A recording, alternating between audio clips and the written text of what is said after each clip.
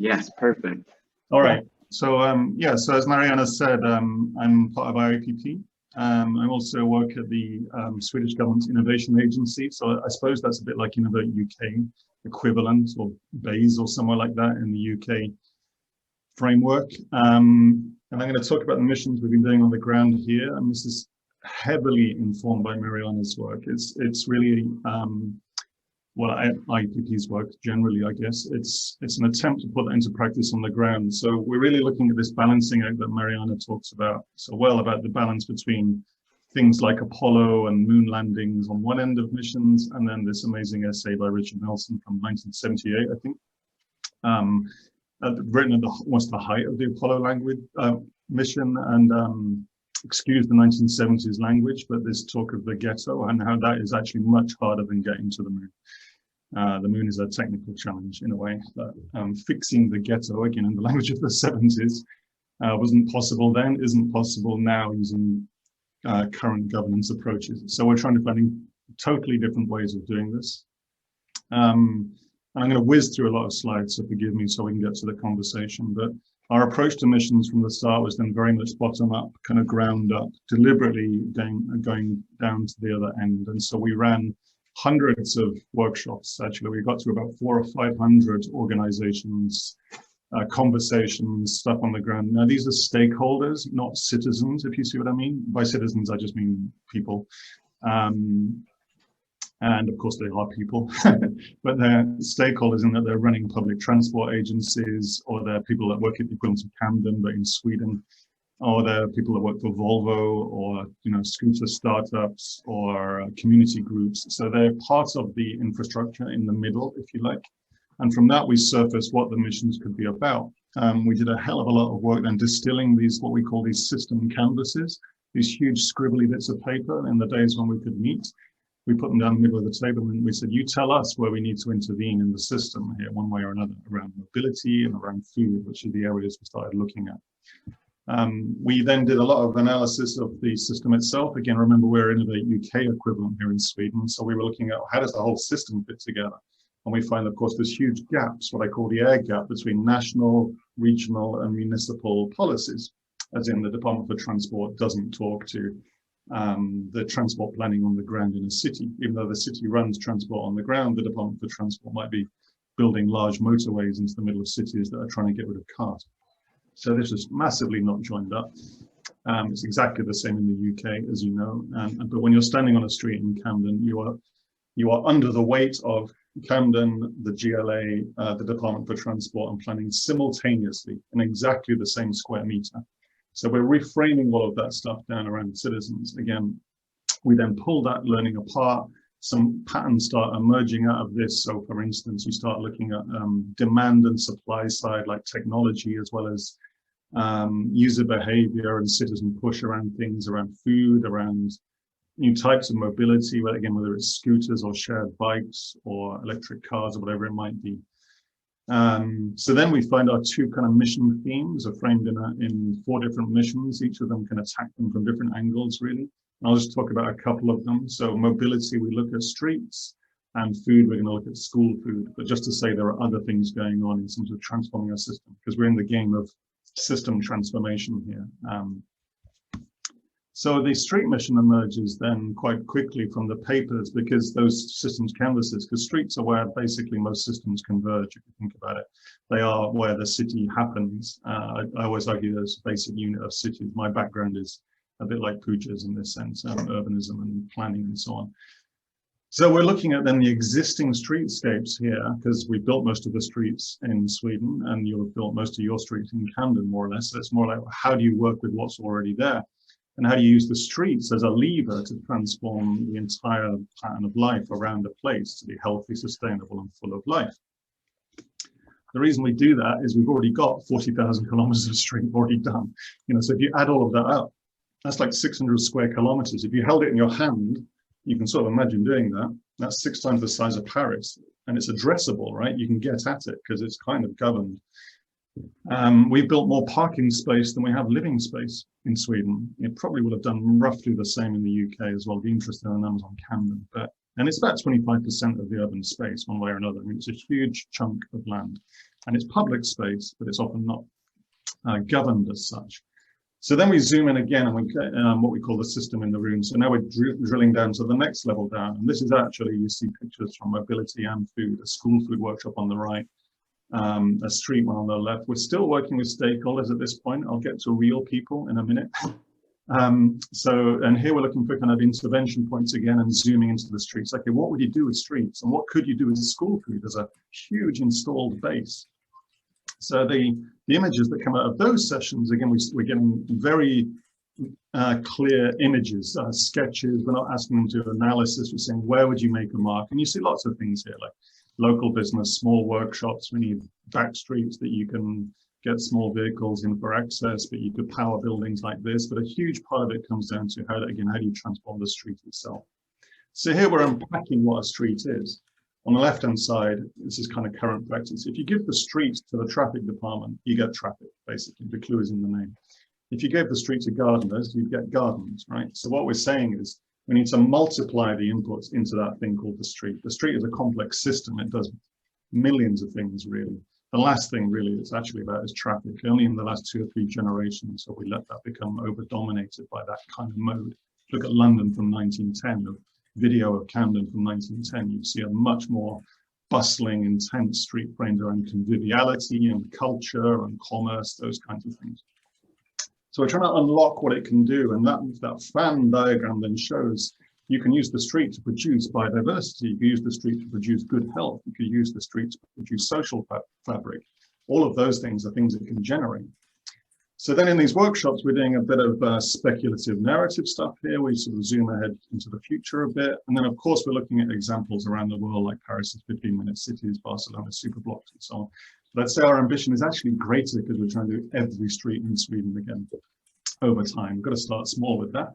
So then we work with... I don't know if people know what that means. If you can just spend 10 seconds on what a 5-minute city is.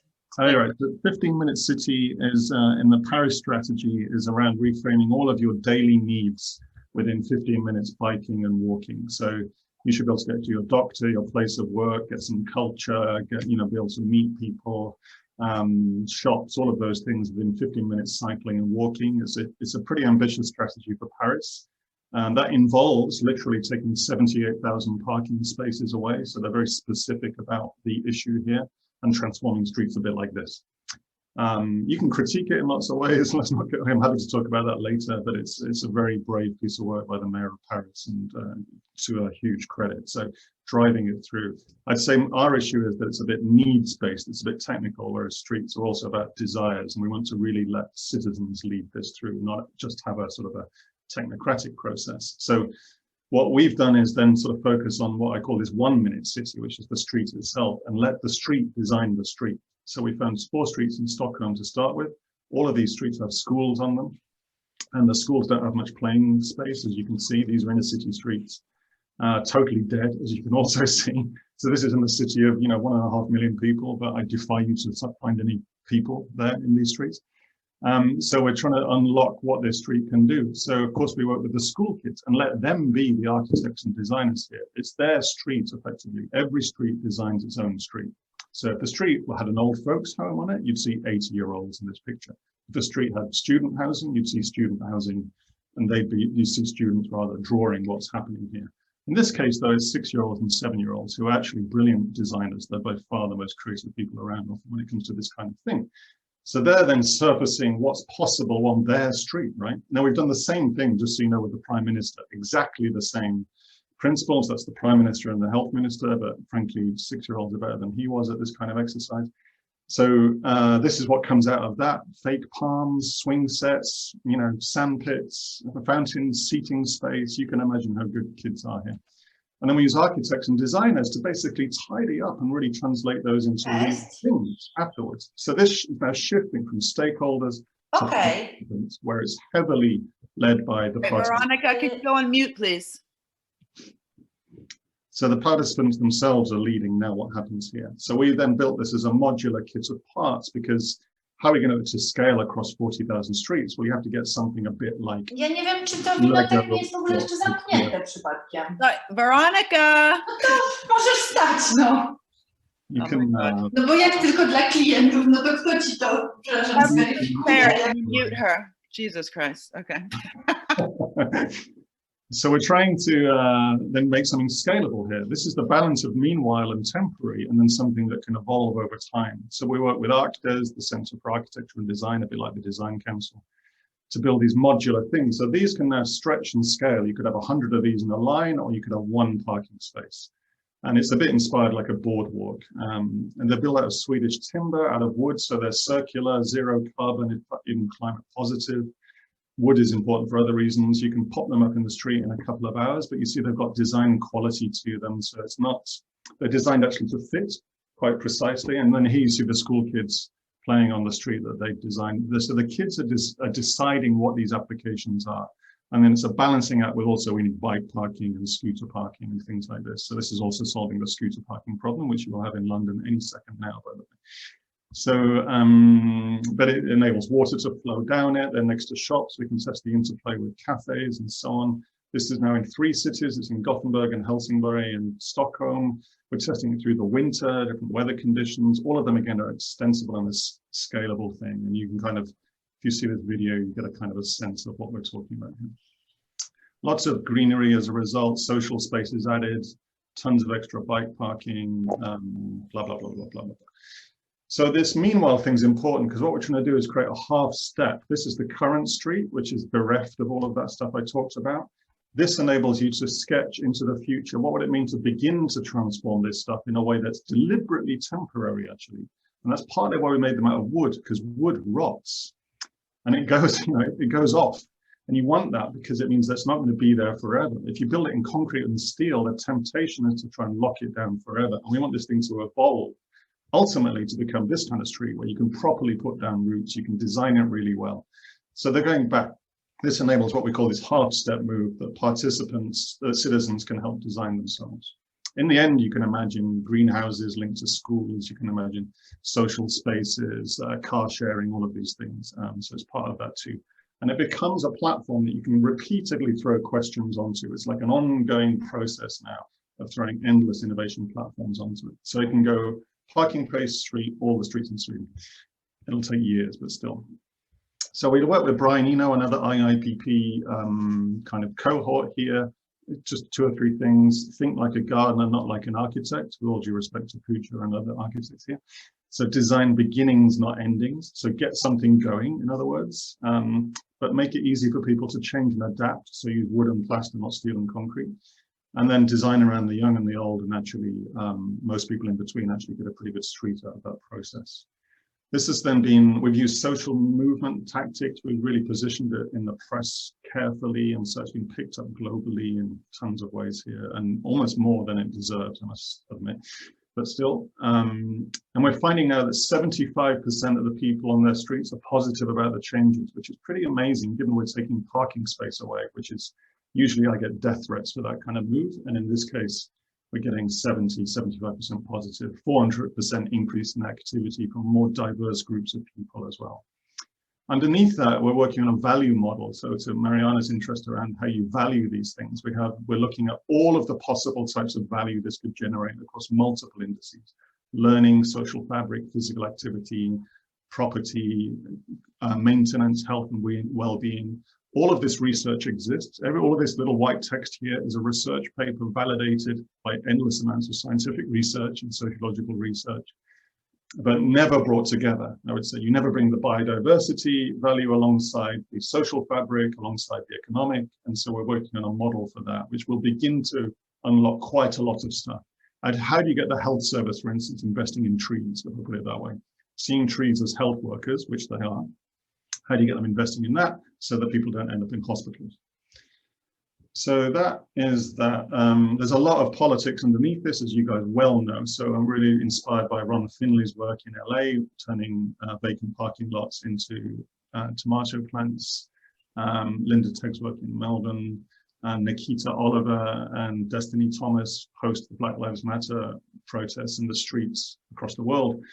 Doing this in a way that brings people to the core of it and doing it from the ground up, it's totally fundamental to our work here in Sweden, where there is also structural racism, right? So we have to have a model for building that up from the ground. this kind of begins to show that a little bit in action. That's those people in the background they're called new Swedes in Sweden, which is our charming phrase for migrants. And they're beginning to, they were having a picnic there, and you can see already in a very Swedish way, putting a tablecloth out across this thing in the foreground. Just quickly underneath that, the model is that we're bringing the whole system into place. So we have the Department for Transport as one of the partners here, as well as Volvo Cars, and as well as Roy. So that we have large industrial players, Department for Transport, as well as municipalities and so on. And we're being the glue between that. Just quickly, I'll just close on school food because it's exactly the same process and exactly the same principle. School food is an installed system. We spend 7 billion crowns a year on it. That's half of all the meals served every day in Sweden, pretty much, are going through the school food system in terms of either, cafes or publicly available food. And if you look at that funny diagram at the top, that means we're seeing that existing investment, which is currently bent towards outcomes of hygiene and cost. We're saying also bend it towards outcomes in environmental sustainability and social justice. So the same investment producing different sort of North Star. And that's really crucial. It's going through the municipal budgets, actually, which are way bigger than the national innovation budgets. Like Gothenburg's annual revenue is 15 times bigger than Vinnova's, easily. Stockholm's even more.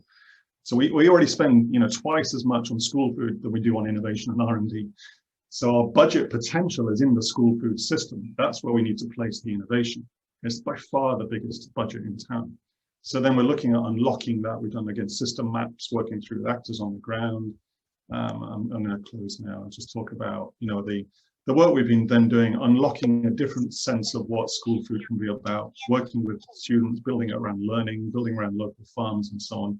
To cut to the end, now we're at 4 municipalities of the prototypes. Each of those is testing different things. They're all testing stuff like the value model and how we do follow-up and all of those things. And then some municipalities are testing particular things like the difference in school food and learning and so on.